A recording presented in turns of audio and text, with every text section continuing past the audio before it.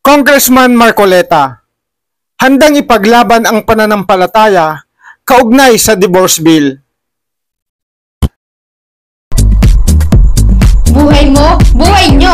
Andito yan sa Drama Natin To TV. Subscribe na mga kadrama! Noong panahon na naging kontrobersyal ang ABS-CBN dahil sa iba't ibang paglabag sa batas na may kinalaman sa kanilang network para sa renewal ng prangkisa nito, isa sa magiting na tumayo para isiwalat sa publiko ang mga violation ng Kapamilya Network ay si Sagip Representative Congressman Rodante Marcoleta.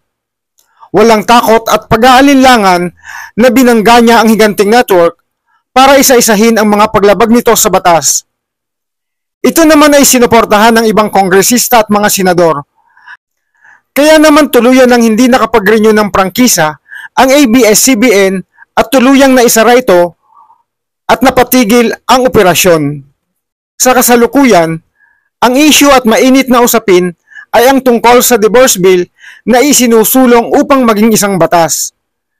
Bagamat lumusot na ito sa pagbasa ng Kongreso, ay nananatiling kontra dito si Congressman Rodante Marcoleta. Isa sa dahilan ng kanyang pagtutol dito ay dahil kanyang pinapanigan kung ano ang alam niyang tama batay sa aral at utos ng Diyos na kanyang sinasampalatayanan sa loob ng kanyang relihiyong Iglesia ni Cristo, kung saan isa siya sa aktibong miyembro. Pakinggan natin ang mga naging pahayag ni Congressman Marcoleta. Nung itong dalawang tao na umarap po sa kabanalan ng pagsaisang dibdib, hindi po ba ang malimit nilang sinasabi, for better or for worse? Sa karamdaman o sa kalusugan, till death do us part. When we say, till death do us part, this is not even biblical. Yun daw pong till death do us part is not biblical. I will humbly disagree, Sir Speaker.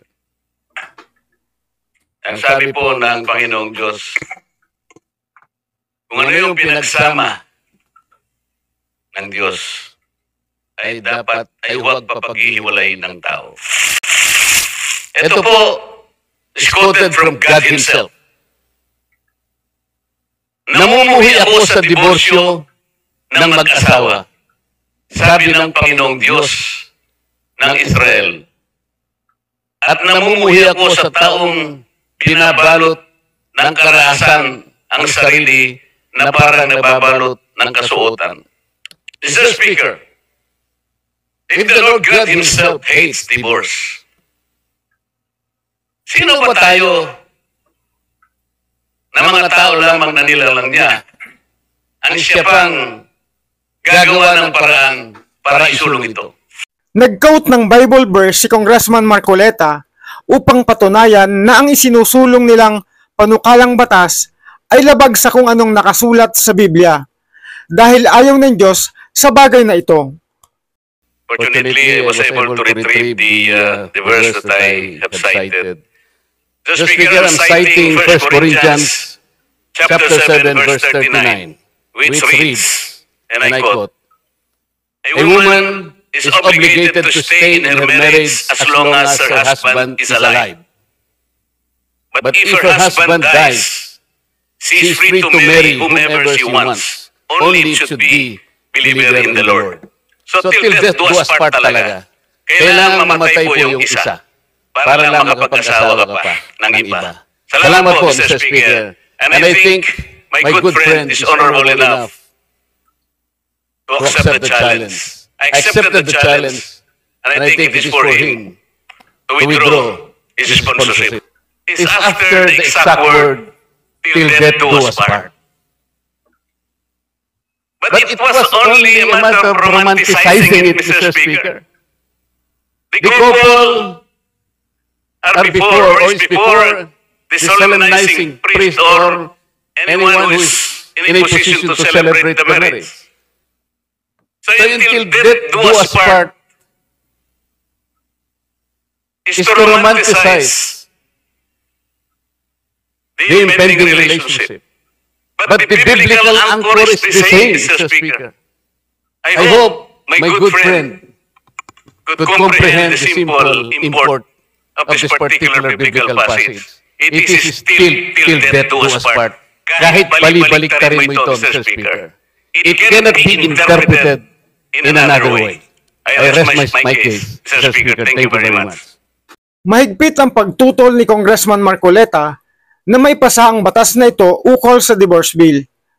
Lalo na't may mga batas na sa kasalukuyan para sa mag-asawa na hindi na magkasundo pa at ito nga ay ang legal separation at annulment.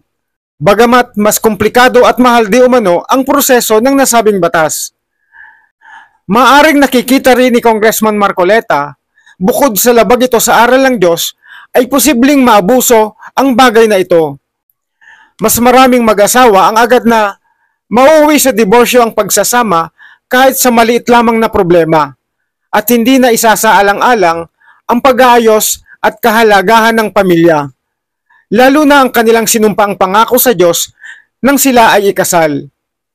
Bagamat kailangan pa ang pag-aproba ng Senado upang ganap itong maging isang batas, mas marami pa rin ang ayaw dito dahil lalabagin ito ang mga aral ng ating Panginoong Diyos.